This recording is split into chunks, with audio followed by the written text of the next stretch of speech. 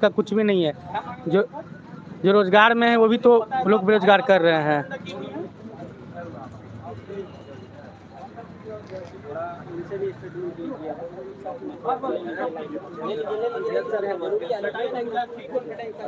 क्या मैटर क्या हुआ ये है? क्या मुद्दा है आप लोगों का? क्यों आप लोग सड़क पर बैठे हैं? क्या कुछ मांग लेकर के आए हैं आप? देखिए, यहाँ पे जितने भी लोग हैं जी सारे टेक्निकल बैकग्राउंड से हैं, ठीक है। इनकी बहाली की गई थी 2018-19 साल में कि इन लोगों को राष्ट्रीय पोषण अभियान को सफल बनाना है। 3 साल हो गए, 3 साल तक लोगों ने जी तोड़ मेहनत की, जी तोड़ काम किया, जो भी ऑर्डर्स आए सबका पालन किया। अब आज 3 साल के बाद अब 2022 में कह रहे हैं कि आपके पद को विलोपित किया जा रहा है। बाकी जितने भी इनके साथ बहाल हुए उनको आप रख रहे हैं और एक सिर्फ बीपीए को हटा रहे हैं। तो बीपीए को जब हटाया जा रहा है उसका ना आप कोई कारण दे रहे हैं। आप ठीक है, मान लेते हैं एक सेकंड के लिए कि सेंट्रल गवर्नमेंट का गाइडलाइन आया, उसमें ये है कि ये पद नहीं है, उसमें ये भी है कि स्टेट गवर्नमेंट अपने पैसे से रख सकती है। तो स्टेट गवर्नमेंट ये लेटर निकालना कि नहीं आपका पद 31 तारीख से विलोपित कर दिया जाएगा, वो कहीं से भी सही नहीं है। और किसी की भी नौकरी अगर चली जाए, आज स्टेट गवर्नमेंट का ये हमारे पास फंड नहीं है। स्टेट गवर्नमेंट का ये कहना कि हमारे पास फंड नहीं है, वहीं पे ये दावा करना कि 10 लाख नौकरी देंगे, 10 लाख रोजगार देंगे। आपको अगर सही लग रहा हो तो बता दीजिए आप ही, है ना। दूसरी चीज़ ये है कि आप कोरोना काल में लोगों से काम लिए हैं, ठीक है। कोरोना महामारी के बीच लोगों की स्थिति ऐसी हो गई थी कि अब जो इनका सिक्योर पैसा होगा, जो घर में रखा जाता है एक तरह से कि हाँ इसको हम बुरे दिन में यूज़ करेंगे, वो भी इनका खर्च हो चुका है। उसके बाद आप अब जाके जब कोरोना काल खत्म हो गया, आपको जो भी इनसे काम करवाना था आप करवा लिए, अब आप कह रहे हैं कि नहीं अब तुम घर जा सकते हो।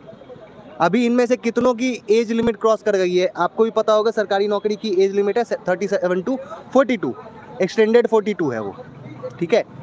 सरकारी नौकरी की ये एज लिमिट है, प्राइवेट नौकरी की भी near about same age limit होती है। अब ये कहाँ जाएंगे? आज इनको निकाल दिया जाएगा, कल के दिन इनको कोई नौकरी नहीं मिलेगी, इनका घर परिवार कैसे चलेगा? सिर्फ एक इंसान को हटा देने से सिर्फ और सिर्फ उस इंसान का पैसा नहीं जाता है, उसका पूरा का पूरा परिवार उस पर आश्रित होता है। उस परिवार को आप बेघर कर रहे हैं। घर का मुखिया के पास से नौकरी नहीं रहेगी तो परिवार, घर का मुखिया छोड़िए, आप किसी का आर्थिक जो एक डिपेंडेंसी होती है, फिनेंशियल डिपेंडेंसी होती है, वो आप छीन ले रहे हैं। अब आप ये बताएं कि आप ही कह रहे हैं कि कोरोना काल में कईयों का जो ये फिनेंशियल स्टेटस है वो डिग्रेड कर गया है, और आप ही आज के डेट में लोगों को हटा भी रहे हैं नौकरी से, जो कि उनके लिए बहुत बड़ा आधार है। जिंदा रहने के लिए लोग कमा रहे हैं ना। आज के डेट में उनका पैसा ही नहीं रहेगा उनके पास, कहाँ से जी पाएंगे, कहाँ से खाएंगे, कहाँ से बाकी चीज़ें कर लेंगे। आप कह रहे हैं कि सबको आत्मनिर्भर भारत बना रहे हैं हम। कौन सा आत्मनिर्भर भारत बना रहे हैं जब आप उनकी नौकरी ही छीन लेंगे? कहाँ से इनका आत्मनिर्भरता आएगा सामने? किन्हीं के कोई आत्मनिर्भर नौकरी के जाने से नहीं होता है, नौकरी के रहने से होता है। लोग काम करते हैं तब पैसा आता है, तब लोग सेल्फ डिपेंडेंट होते हैं। ये तरीका होता है काम करने का। लोग के पास नौकरी ही नहीं होगी तो फिर कहाँ जाएंगे? सरकार से हमारा कोई ज़्यादा डिमांड नहीं है। सरकार से हमारा सिर्फ इतना डिमांड है कि ठीक है, आपका कहना है कि स्टेट गवर्नमेंट अभी फंड नहीं दे सकती है, लेकिन आपके पास फंड है सर। आप 10 लाख नौकरी की बात कर रहे हैं, उसके बजाय पहले जो नौकरी में हैं उनको तो बहाल रखिए। अगर उनको हटा दे रहे हैं तो फिर कहाँ आप 10 लाख नौकरी दीजिएगा सर? और जो 10 लाख नौकरी दीजिएगा उसमें तो कई लोग इसमें से आएंगे भी नहीं, जो जिनका 37 साल क्रॉस कर गया। जनरल के लिए 37 साल होता है, SC/ST के लिए 42 ईयर्स का एज लिमिट रिलैक्सेशन के साथ होता है। कहाँ जाएंगे लोग? कईयों का तो 42 हो चुका है। यहाँ सामने प्रत्यक्ष के रूप में है। आप देख सकते हैं कि इनकी उम्र इनमें इतने सारे यूथ हैं। आप हमको एक चीज़ बताइए, आज आप अपनी पढ़ाई कर रही हैं, ठीक है, आपको अचानक से नौकरी मिल जाती है, आप नौकरी कर रही हैं 3 साल से। आप अगर पूरे टाइम अपने नौकरी को दे रही हैं, पढ़ाई को आप समय नहीं दे पाएंगी, ठीक है। उसके बाद आपको 3 साल के बाद नौकरी से हटा दिया जाता है। आपका मानसिक स्तर क्या ऐसा रहेगा कि आप नौकरी के लिए तैयारी कर पाइए? बिल्कुल नहीं कर पाइएगा। अगर मुझे भी अभी नौकरी से निकाल दिया जाए तो मैं कोई तैयारी करने के लायक नहीं रहूँगा अगले 1 से 2 साल। लोग मेंटल डिप्रेशन में चले जाते हैं, ये साइकोलॉजी है, ठीक है। ये नॉर्मल साइकोलॉजी है कि लोग मेंटल डिप्रेशन में चले जाते हैं। अभी तो नौकरी जाने की बात से कई लोग डिप्रेशन में चल रहे हैं। आपको बताते हुए बड़ा दुख होगा हम लोगों को, लेकिन हमारे कुछ साथी अभी भी हॉस्पिटल में, उनके पेरेंट्स, उनके गार्डियन यहाँ आ रहे हैं। किन्हीं का बीपी लो हो रहा है, किन्हीं का बीपी हाई हो रहा है, किन्हीं को माइल्ड कार्डियक अरेस्ट हो रहा है। नौकरी से निकाले जाने की खबर Obvious है सुनकर ना, उनको पता है कि मेरा फाइनेंशियल स्टेटस अब डिग्रेड कर गया, अब हम अपनी फैमिली कैसे चलाएंगे।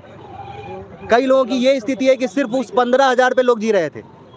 15,000 इस सरकार के लिए कोई बड़ी चीज़ नहीं है। अगर आप नौकरी दीजिएगा तो 10,000 की भी तो दीजिएगा। यहाँ 425 लोग हैं सिर्फ, 540 की तो बात ही मत करिए। आपने एम्प्लॉय किया था 425 लोगों को, 425 लोगों की नौकरी तो आप दे देते। उनकी नौकरी अगर आप दे दीजिएगा, आपको मैक्सिमम एक साल का एक्सपेंडिचर आपका 8 करोड़ के आसपास आएगा। अगर आप 8 करोड़ अपने मौजूदा कर्मियों पे नहीं दे सकते हैं, तो कहाँ से आपका 10 लाख का रोजगार और 10 लाख नौकरी की बात कर रहे हैं? फिर तो वो निराधार है पूरी तरह से। हमारा मांग इतना ही है कि ये जो 425 लोग हैं, इनको नहीं निकाला जाए। इनका कोई गलती नहीं है, ये दिन रात खट के काम किए हैं। कोरोना काल में जब आपको आवश्यकता थी, आपने इनसे काम करवाया है। इन ऐसे ऐसे जगह भेजा जाता जहाँ अपनी जान का फिक्र किए बिना ये लोग काम किए। कोई आए कि नहीं सरकार की तरफ से आप लोगों से? अभी तक कोई नहीं आया। कोई नहीं आया। हम ही लोग उल्टा अप्रोच कर रहे हैं कि कोई हम लोग से मिल ले। आप लोग जाकर के मिले पर लोग कोशिश तो पहला कर ही दिन रहे तो हैं। बताया गया कि तेजस्वी यादव से आप लोग मिले थे, उन्होंने आश्वासन दिया है कि आप लोगों पे आप लोग वो संज्ञान लिया आश्वासन जाएगा। दिया गया था, लेकिन अभी तक उसके आगे का प्रोसीजर हम लोग को भी नहीं पता है। ठीक है, आपने अगर कुछ किया है सर, तो हम लोग को भी अवगत करवाने का कष्ट करें। यहाँ लोग बैठे हैं 3 दिन से, कल पूरे दिन बारिश हो रही थी। पटना में और भी लोग हैं, सबों को पता है कि कल यहाँ बारिश हो रही थी। यहाँ पे कैसे, मतलब एकदम इतना दुर्गति वाली स्थिति है। यहाँ लोग यहाँ बैठे रहते हैं, उसके बाद खुद ही अपना सब कुछ मोड़ मार के उधर लेके जाते हैं, फिर उसके बाद जब बारिश रुक जाती है तो वापस से बिछा के बैठते हैं। यहाँ पे तो कोई वैसा साधन नहीं है, लोग अपना पैसा खर्च करके तब बैठ रहे हैं। अरे हमारे पास तो आधार ही नहीं बचा, जो थोड़ा बहुत आधार है उसको लेके हम लोग यहाँ बैठ रहे हैं। ये भी खत्म हो जाएगा। ये भी आप यहाँ पे खत्म कर देंगे, आप वहाँ कुछ नहीं करिएगा, हमारा ये भी खत्म हो जाएगा। फिर उसके बाद हम कहाँ हैं? रोड पे तो वैसे भी ला चुके हैं आप। अभी पिछली सैलरी जो मिली होगी उससे लोग बैठे हैं यहाँ। अब आप सोच सकती है कि कितना बुरा स्थिति चल रहा है लोगों का। अगर अब भी सरकार इस पे नहीं ध्यान आकृष्ट करती है, तो इसको हम लोग अपनी विफलता तो मानेंगे ही, लेकिन सरकार की भी कहीं ना कहीं इसमें विफलता है। खैर इतनी ही बात है, धन्यवाद। तो आपने सुना कि सरकार जो है 15,000 पे लोगों को हायर करती है, लोगों को नौकरी देती है, लेकिन अचानक से बता दिया जाता है कि आपको एक डेडलाइन दे दी जाती है कि इस दिन से आपको नौकरी पे नहीं आना है। अचानक से किसी को भी अगर इस तरह की खबर मिलती है तो उसकी मानसिक स्थिति क्या होगी ये सभी को पता है, क्योंकि अचानक से मिला हुआ खबर खुशी का हो या गम का हो, वो झटका देता ही देता है। तो इतने सारे लोग हैं जिनकी उम्र सीमा भी कितनों की पार हो चुकी है, अब किसी और विभाग में वो नौकरी नहीं कर सकते हैं, इसी विभाग पे डिपेंडेंट थे। आधार इनका यही था अपने परिवार को चलाने का। अब देखना ये होगा कि जो केंद्र सरकार है और राज्य सरकार है, इन दोनों सरकार मिल करके 425 जो ये पोषण कर्मी हैं, इनके जो मांग है उसके ऊपर संज्ञान लेती है या नहीं लेती है, या फिर ये लोग ऐसे ही धरने पर बने रहेंगे अनिश्चितकाल के लिए। आज तीसरा दिन है इन लोगों के धरने का। तो हम आपको और भी ऐसी खबरों से रूबरू कराते रहेंगे। आप बने रहिए हमारे साथ और देखते रहिए ATV नेटवर्क।